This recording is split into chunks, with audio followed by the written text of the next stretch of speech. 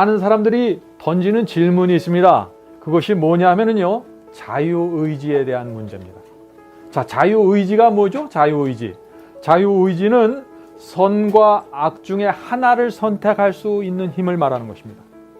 다시 말해서 자유의지는 한마디로 말해서 선택의 자유가 있다는 것이에요. 자, 자유의지가 그래서 있다는 것은 뭐예요? 죄를 범할 수도 있고 범하지 않을 수도 있다는 것입니다. 자, 그런데 이 자유의지에 대해서 설명하면 꼭 나오는 질문이 있어요. 여러분들 그 질문이 뭔지 아십니까? 그 질문은 이것입니다. 하나님은 전지전능하시고 온 우주의 창조자이신데 왜 아담과 하와에게 자유의지를 주셨습니까? 하는 질문이에요. 자유의지를 줬기 때문에 선악과를 따먹지 않았습니까? 아담과 하와의 잘못이 아니라 그건 하나님의 잘못입니다. 그 얘기를 하는 것이죠. 모든 것을 아시는 하나님께서 어떻게 인간에게 자유의지를 주실 수 있습니까? 자유의지 때문에 죄가 시작된 것이 아닙니까? 인간에게 자유의지를 줬기 때문에 이 지구가 지금 이렇게 혼란스럽고 죄로 채워진 것이 아닙니까? 하나님이 이 질문에 대해서 대답을 하셔야 되는 것입니다. 여러분은 이 질문에 어떻게 생각하십니까? 자, 한 가지 분명한 대답은 하나님께서는 사랑이시기 때문에 자유의지를 인간에게 줄 수밖에 없었다는 것입니다. 선택의 여지가 없었다는 것이죠. 요한일서 4장 8절 보면 이런 말씀이 있는 것입니다. 그래서 사랑하지 아니하는 자는 하나님을 알지 못하나니 이는 하나님은 사랑이심이라. 사랑이 뭔지를 아는 사람만 하나님을 이해할 수 있다는 것이에요. 하나님께서 왜 자유의지를 줬는지. 자, 자유의지와 선택할 수 있는 권리를 주지 않는 것은 사랑이 아니라는 것이에요. 그것이 성경의 가르침입니다. 자, 사랑하면은 반드시 선택의 자유를 상대방에게 주어야 된다는 것이에요. 자, 내가 저 사람을 사랑하니까 이제부터 당신은 선택할 자유가 없어. 내가 사랑하니까 꼼짝하지 마. 이건 사랑이 아니라는 얘기예요. 그래서 참된 사랑은 뭐예요? 내 말을 듣지 않을 수 있는 자유도 주는 것이에요. 참 이상한 얘기죠. 그런데 그것이 사랑입니다. 사랑은 독재가 아니고 일방적인 것이 아니기 때문에 그렇습니다. 우리 실제적으로 좀 느끼기 위해서 예를 들어서 좀 설명해 볼까요? 만약 우리 자녀들이 로봇으로 태어난다면 어떻게 될까요? 로봇은 자유의지가 없죠? 전혀 선택하지 못합니다. 자기 스스로 선택하지 못해요. 시키는 대로만 해야 됩니다. 저기 가라 그러면 가는 거예요. 리모트 컨트롤로 조정만 하는 것이에요. 우리 자녀가 그렇게 태어나면 어떻게 될까요? 결코 반항하거나 순종하지 못하는 로봇 같은 아이. 그럼 어떻게 될까요? 우리 자녀와 부모 사이에 참된 사랑과 신뢰와 존경이 생길 수가 없는 것이에요.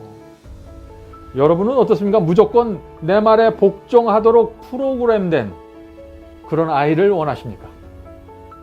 한동안은 재밌을지 몰라요. 그냥 시키면 시키는 대로 하니까 시간이 가면 갈수록 외로워질 것입니다.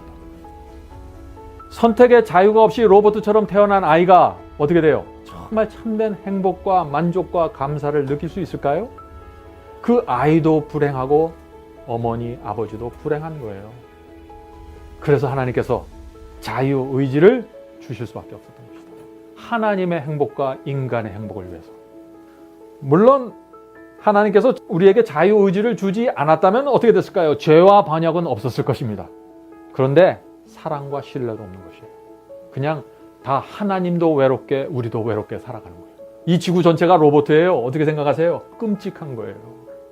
물론 피조물에게 자유의지를 준다는 것은 죄와 반역이 들어올 수 있는 문을 열어놓는 것입니다.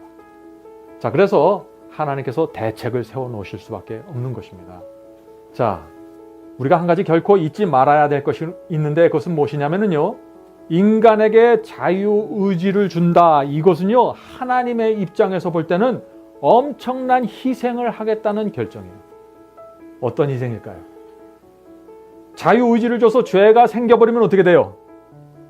그 인간을 구원하기 위해서 누군가 죽어야 돼요. 왜냐하면 죄의 삭은 사망이기 때문에. 로마서 6장 23절에 죄의 삭은 사망이라고 그랬죠. 그래서 인간이 범죄하면 반드시 죽음으로 그 대가를 지불해야 되는데 하나님께서는 그 만드신 피조물을 사랑하시니까 어떻게 해요? 내가 너를 위해 죽을게. 이것이 사람에게 자유의지를 주면서 하나님 마음속에 생겼던 결정입니다. 그것이 창세 전에 이루어진 구원의 계획이에요. 우리가 이것을 알면 어떻게 해요? 정말 하나님의 사랑과 은혜 앞에 무릎을 꿇게 되는 것입니다. 이 자유의지는요, 내가 의지를 잘 상해서 율법을 지키고 내가 의지를 강하게 해서 구원을 이뤄보겠다, 이런 율법적인 생각이 아니라 이건 복음이에요. 이 자유의지의 가르침 속에는 깊은 복음이 있는 것입니다. 하나님의 사랑과 은혜가 깊이 담겨져 있는 것이에요. 그래서 하나님께서 자유의지를 주시면서 만약 죄와 반역이 생길 때는 내가 너를 위해서 죽을게. 십자가가 그때부터 세워지게 된 것입니다. 자, 그래서 우리는 십자가가 언제 시작되었다고 말할 수 있어요? 창세 전에. 하나님께서 자유의지를 주셨을 때 하나님의 아들의 마음속에 이미 십자가는 준비되고 시작되었던 거다. 자, 그래서 계시록 13장 8절 현대인 성경으로 보면은 예수님을 이렇게 표현하고 있습니다.